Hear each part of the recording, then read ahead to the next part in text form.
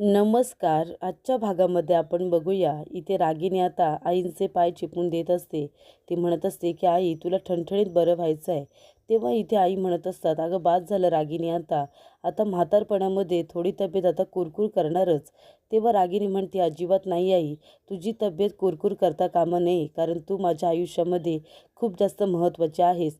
तू माझी support system आहेस आणि आयुष्यभर तुझा मला हा सपोर्ट हवा आहे.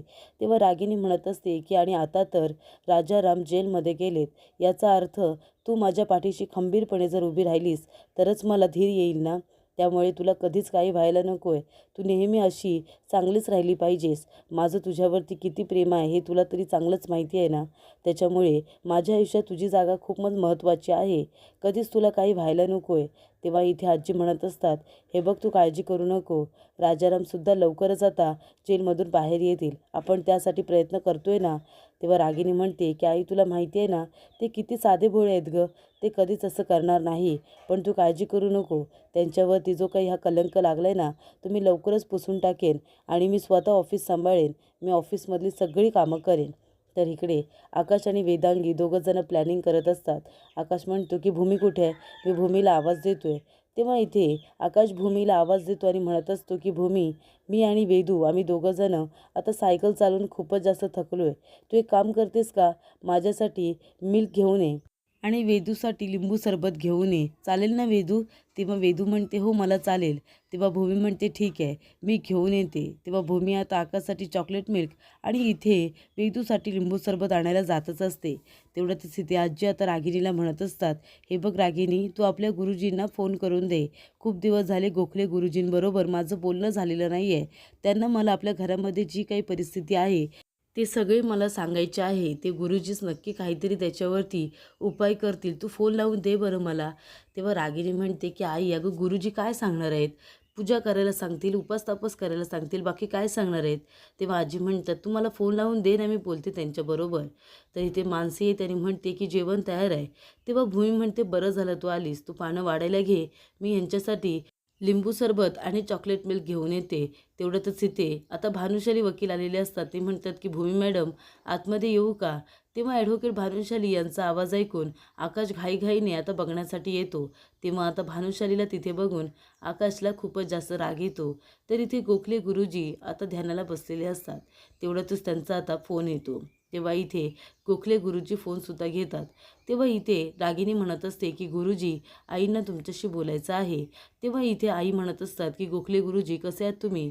तेव्हा गुरुजी म्हणत असतात की खूप दिवसानंतर मी तुमच्याशी बोलतोय. घरी सगळं कुशल मंगल तर आहे ना? तेव्हा इथे आजी म्हणत असतात की गुरुजी, काही कुशल मंगल नाही आहे, ते सांगायला तुम्हाला फोन केला आहे. खूप दिवस झाले तुमच्याबरोबर बोलणं झालेलं नाही आहे. तर इथे आता आजी घडलेला प्रकार सगळा गुरुजींना सांगतात. भूमी आणि आकाशचं जे काही बॉम्बलास्टमध्ये ॲक्सिडेंट झालेलं असतं, भूमीची स्मृती गेलेली असते, त्याचबरोबर त्या सगळ्या प्रकरणामध्ये राजाराम काकांचं नाव आलेलं असतं आणि त्यांना अरेस्ट झालेले असते. या सगळ्याबद्दल आता आजी आता गुरुजींना सांगतात. गुरुजी म्हणत असतात की हे बघा, तुमच्या घरामध्ये अशी कोणीतरी व्यक्ती आहे जी घराला सुरुंग लावण्याचा प्रयत्न करते, घराला फोडण्याचा प्रयत्न करते. तुम्हाला एक काम करावं लागेल. तुम्हाला घरामध्ये एक पूजा करावी लागेल. जी काही सामग्री लागणार आहे त्याची लिस्ट मी माझ्या माणसाकडे पाठवून देतो आणि जे काही तो माणूस सांगेल ते सुद्धा तुम्ही ऐका आणि त्याप्रमाणे पूजेची संपूर्ण तयारी करा. तेव्हा इथे आजी रागिनीला सांगत असतात की गुरुजी आपल्याला सामानाची लिस्ट पाठवून देणार आहेत. सगळं काही ठीक होईल रागिनी, तू काळजी करू नको. मी माझ्या बाजूने सुद्धा प्रयत्न करणार आहे. तेव्हा रागिनी म्हणते की आई, खरंच तू खरंच खूप चांगली आहेस. तर इथे आता गुरुजींनी जे काही सांगितलेलं असतं ते सगळं अगदी बरोबर असतं. घरातली व्यक्ती म्हणजे रागिनीच आहे, जी त्या घराला सुरुंग लावण्याचा प्रयत्न करत असते आणि त्यासाठीच ही पूजा ठेवलेली असते. तेव्हा इथे रागिनी म्हणत असते की आई, तू कितीही पूजा अर्चा उपास तापास केलीस ना, तरीसुद्धा राजाराम तेव्हाच बाहेर पडतील जेव्हा माझ्या पाठीमागे हे जे काही लागले ना ते थांबेल. तर इथे आकाश म्हणत असतो की तुम्ही इथे काय करताय? काय काम आहे तुझं? इथे कशासाठी आलंयस? असं म्हणाल्यानंतर भूमी आकाशकडे बघायला लागते. तेव्हा आकाश लगेचच विचारतो, तुम्ही इथे आला, तुमचं काही काम आहे का? तेव्हा इथे भानुशाली म्हणत असतात की मला रागिनी मॅडमने इथे बोलावलं आहे, त्यांच्याशी माझं काम आहे. आता तरी मी आतमध्ये येऊ शकतो का? तेव्हा भूमी म्हणते, हो या ना, या आतमध्ये या, इथे बसा. तेव्हा भूमी आता खूपच जास्त मानाने ॲडव्होकेट भानुशाली यांना आतमध्ये घेते. आकाशला मात्र आता खूपच जास्त राग हा आलेला असतो. तेव्हा भूमी म्हणते की तुम्ही बसा भानुशाली, मी तुमच्यासाठी चहा घेऊन येते. तेव्हा ॲडव्होकेट भानुशाली म्हणतात की भूमी मॅडम, किती काम कराल तुम्ही, कामं होतच राहतील, कधीतरी जरा आराम तरी करत राहा. तेव्हा इथे भूमी काहीच बोलत नाही. ती जात असताना भूमीचा पाय घसरतो आणि ती पडणारच असते. तेवढ्यातच ॲडव्होकेट भानुशाली तिला आधार देतात आणि तिला पडूसुद्धा देत नाही. तेव्हा इथे भानुशाली आता बसताना खाली बसतो आणि आकाशला म्हणतो की तू सुद्धा बस ना, तुझंच घर समज. तेव्हा आकाशला खूप राग येतो. तू काही बोलायला जाणार. ॲडव्होकेट भानुशाली म्हणतात की आकाश, जास्त ओरडून माझ्याबरोबर बोलू नकोस. कुणी जर बघितलं ना तर तुला 1000 प्रश्न विचारतील की तू माझ्याबरोबर असं का बोलतोयस. भूमी मॅडम म्हणतील की ज्याने मला नवीन आयुष्य दिलं त्या माणसाबरोबर तू अशा भाषेत बोलतोयस, मग तू काय उत्तर देणार आहेस.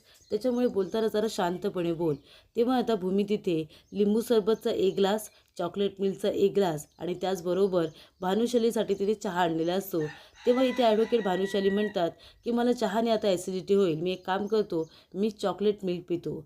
तेव्हा इथे आता चॉकलेट मिल्क पित असताना ॲडव्होकेट भानुशाली आकाशकडे बघत असतात आणि आकाश भूमीकडे आणि त्यांच्याकडे बघत असतो. तेव्हा इथे ॲडव्होकेट भानुशाली म्हणत असतात की सॉरी, हा दुधाचा ग्लास तुमचा होता का, पण मी तो प्यायलो.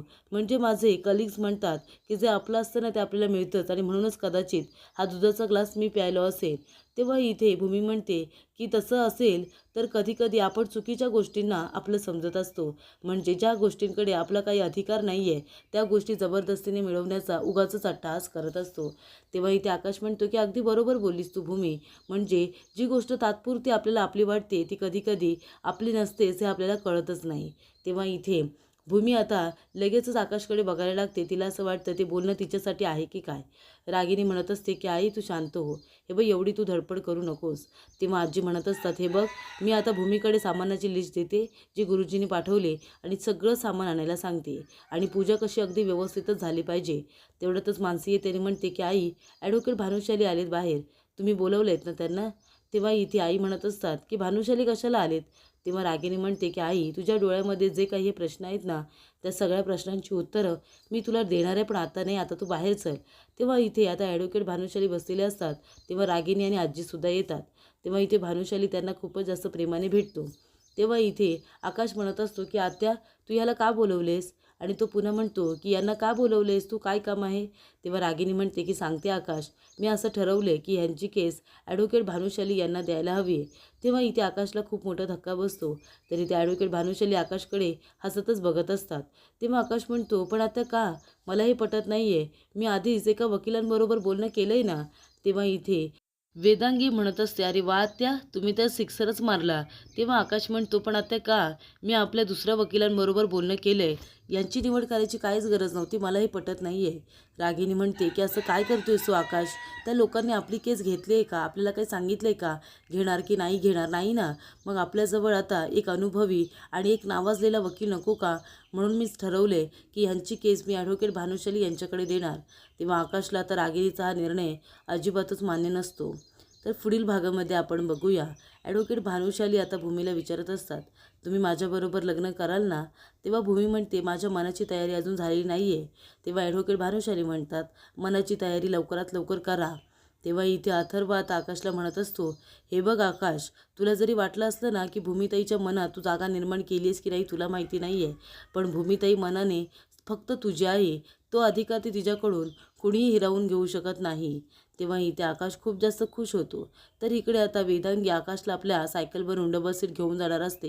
हे भूमीला कळतं. भूमी येते आणि सायकलची हवा काढते. हे करत असताना आकाश भूमीला बघतो. तेव्हा भूमी आकाशकडे बघते आणि खूपच जास्त घाबरते.